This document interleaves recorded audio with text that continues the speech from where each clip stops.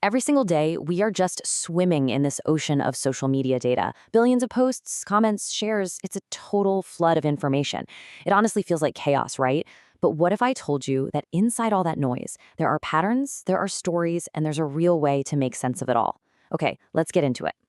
I mean, that's really the big question, isn't it? How do you possibly find the important signals in all that static? It's kind of like trying to hear one person's whisper in a packed stadium, except the stadium is the entire internet. Well, to tackle this, experts have a whole set of specialized tools. And the best way to think about them is like a digital detective's kit, for dusting for digital fingerprints and uncovering hidden clues in the massive, sprawling scene of online data. So today, we're going to open up that toolkit. First, we'll see how you can actually visualize these conversations. Then, we'll get into mapping the social networks themselves. After that, we'll decode what's actually being said, the words and the feelings. And finally, we'll pull it all together to see the big picture. All right, let's start at the beginning. The first thing you have to do is just see how different ideas are connected online. Before you can analyze anything, you got to see the shape of the conversation. So first tool up is one that helps us map out that broader conversation. It's called the Touch Graph SEO browser. Basically, its whole job is to map the territory. You give it a few keywords, and it just goes out and scans the web to show you which websites are talking about them, and more importantly, how those conversations connect and overlap. It paints a picture, a network of ideas. And this shows you exactly how it works. It's fantastic. You see keywords here like USA, Russia, and NATO. The tool immediately visualizes that places like Twitter and YouTube are these key digital battlegrounds where these ideas are clashing. And check this out. For USA and Russia, the CIA's own website pops up as a central hub.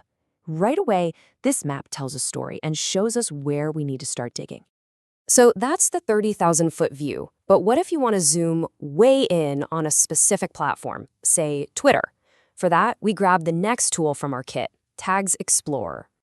And this is where things get really interesting, much more granular. This visual, for instance, maps the conversation around the hashtag #NoBackdoor. You might remember this from the Apple versus FBI encryption debate, but it does more than just show the network. The tool actually identifies Apple's CEO, Tim Cook, as the #1 conversationalist. He was the sun that this entire solar system of conversation was orbiting around. Okay, so we've visualized the shape of the talk. Now, let's go a level deeper. The next set of tools in our kit helps us map the social structures. We're moving from keywords to the actual people and the communities they form. And when these networks get really, really messy and complex, analysts need something with a lot more muscle.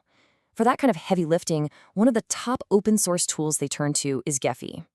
Gephi lets you build these incredibly beautiful, rich maps of complex networks. But here's its real superpower. It doesn't just create a static picture.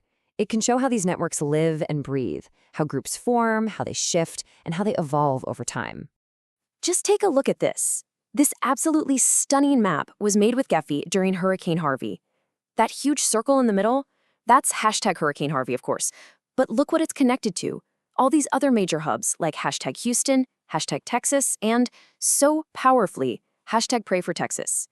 In a single glance, you get it. You understand the entire emotional and geographic landscape of this crisis as it unfolded online. Now, two other big players in this field are NodeXL, which is super handy because it works right inside of Microsoft Excel, and Aura, which is a toolkit for really advanced deep dive network analysis. They look a little different, but they're both trying to do the same thing, uncover the hidden structure of a community. And this is where it gets absolutely fascinating. Look at the left. That's a NodeXL map of ISO propagandists. The pattern is crystal clear. They all follow each other in this tight, closed circle, but they don't follow back the thousands of people they're broadcasting to. It's a one-way megaphone. Now look right, an ORA map of hacker networks. It looks totally different, right? It's a dense web of mentions and retweets. This is an interactive community, coordinating and talking with each other. Same methods, completely different human stories. So we've mapped the connections, we've mapped the communities, but what are these people actually saying? What's the feeling? For that, we need to switch tools. We need something that can analyze the content itself, the words, the emotions, the sentiment. Let's use a real-world example to see this in action. The European migrant crisis. On one side, you had scenes like this. Refugees welcome banners at soccer games. A very positive sentiment. But on the other, you saw a complete 180. Protest signs like this one. How does public opinion shift so drastically? Well, to answer a question like that, and to actually measure that emotional shift at scale, researchers pull out a very specific tool. It's called LIWC, which stands for Linguistic Inquiry and Word Count. So LIWIC's job is to read thousands, even millions of texts, in this case, blog posts, and score their emotional content. And this chart just lays it all out there. The green line, that's positive sentiment, starts off really high. The red line, negative sentiment, starts low. But just watch what happens over the course of the year. The entire conversation completely flips on its head. And the analysis doesn't just show that it happened. It helps us understand why. The source material points to two specific, major events that triggered this change: the horrific terrorist attacks in Paris, and then the reports of assaults in Germany on New Year's Eve. You can literally see the real-world reaction reflected in the data. So let's take a step back and look at everything we've got. We now have a full toolkit with tools to see conversations, to map networks, and to decode the language inside them. This table gives us a really nice, clean overview. You can see some tools, like TouchGraph, are all about collecting and visualizing. Others, like LIWC, are pure analysis engines. And then you have the heavy hitters, like Gephi and NodeXL, that can do it all: collect, analyze, and visualize. It all comes down to using the right tool for the right job. And really, that's the whole point of this. The true magic of this toolkit isn't just about making pretty charts. It's about taking that chaotic, overwhelming flood of digital noise and transforming it into clear, understandable, human stories. But all this power leaves us with one final, and I think really important question.